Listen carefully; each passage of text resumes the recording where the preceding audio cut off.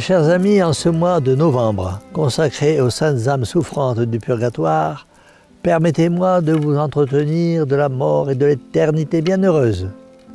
Hélas, mes amis, beaucoup de vivants oublient leur mort. Sachons donc répondre à l'appel des âmes en ce mois des morts. Prions pour elles. Pour elles, faisons des aumônes, des mortifications, de bonnes œuvres à leurs intentions.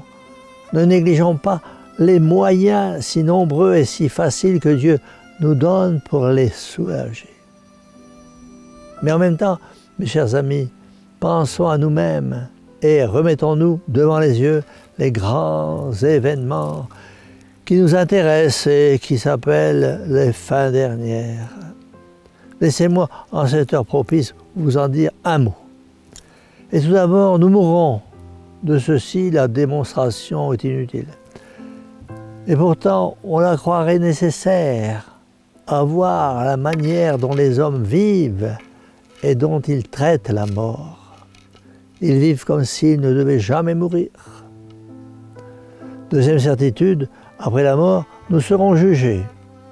Ceci veut dire que notre âme, c'est-à-dire nous-mêmes, qui pensons, raisonnons, voulons, aimons, sentons, paraîtra devant Dieu et lui rendra compte de sa vie.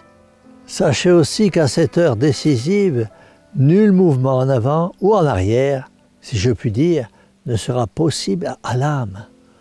Du côté où l'arbre penche, il tombe, et où il tombe, il reste. Enfin, troisième vérité, après le jugement, nous serons sauvés et nous pouvons être condamnés. Si nous sommes sauvés, tant mieux, mais si nous sommes condamnés, notre sort sera effroyable. D'abord parce que notre malheur sera éternel. Ensuite, parce que notre châtiment sera terrible et consistera dans la privation de Dieu. Le châtiment consistera ensuite dans une souffrance mystérieuse causée par ce que notre Seigneur appelle dans le Saint Évangile le feu éternel. Mais j'entends les incrédules, avec eux, hélas, beaucoup de chrétiens dont la conscience n'est pas tranquille, s'écrier: si nous devons être jugés, s'il y a un enfer, qu'en savez-vous? À cela, je pourrais me contenter de répondre ce qu'a dit le grand savant Ampère, professeur à l'école polytechnique, académicien, un des plus illustres physiciens du XIXe siècle. Il disait: j'ai eu des doutes sur la religion, mais je dois avouer que quand je les ai eus, mon cœur avait cessé d'être pur. Je vous dirai donc, mes chers amis, s'il vous en coûte de croire à l'autre vie, au jugement, au paradis, au purgatoire et à l'enfer, c'est que votre conscience, bien que peut-être vous prétendez le contraire, n'est pas en règle. Car si elle est en règle, si vous figurez parmi les justes, si vous avez pratiqué la vertu, rempli vos devoirs envers Dieu, envers le prochain, envers les pauvres qui attendaient de vous un soulagement, et envers vous-même, si vous avez souffert ici-bas à cause des injustices des hommes, vous devez réclamer à Dieu la justice et vous devez sentir qu'il faut un tribunal souverain pour corriger les injustices et les inégalités d'ici-bas, pour récompenser la vertu et punir le vice. C'est le langage de la raison et celui-là, ici, ne se trompe pas.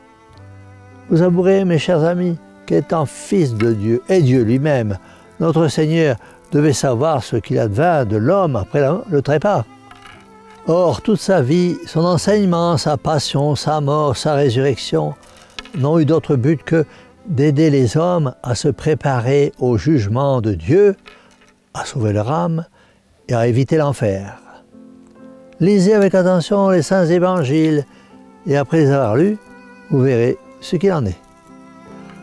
Quant à la bonté de Dieu, elle se règle d'après sa justice qui est infinie.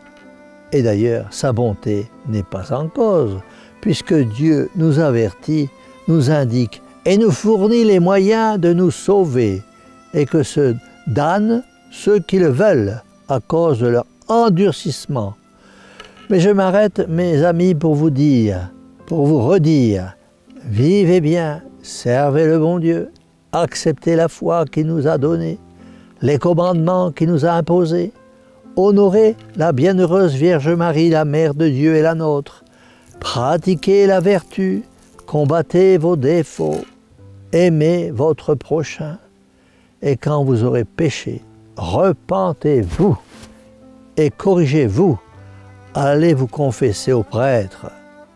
En un mot, évitez tout ce que Dieu regarde comme mal, faites ce que Dieu ordonne comme bien, et alors vos objections tomberont d'elles-mêmes.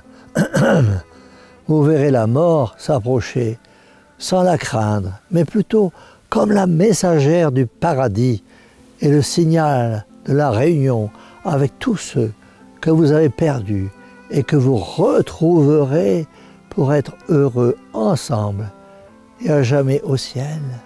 C'est pourquoi, de tout cœur, nous disons à cette bonne mère, mère au cœur douloureux et immaculé, sauvez-nous. Et que la bénédiction de Dieu Tout-Puissant, Père, Fils et Saint-Esprit, descende sur vous tous et y demeure à jamais. Ainsi soit-il.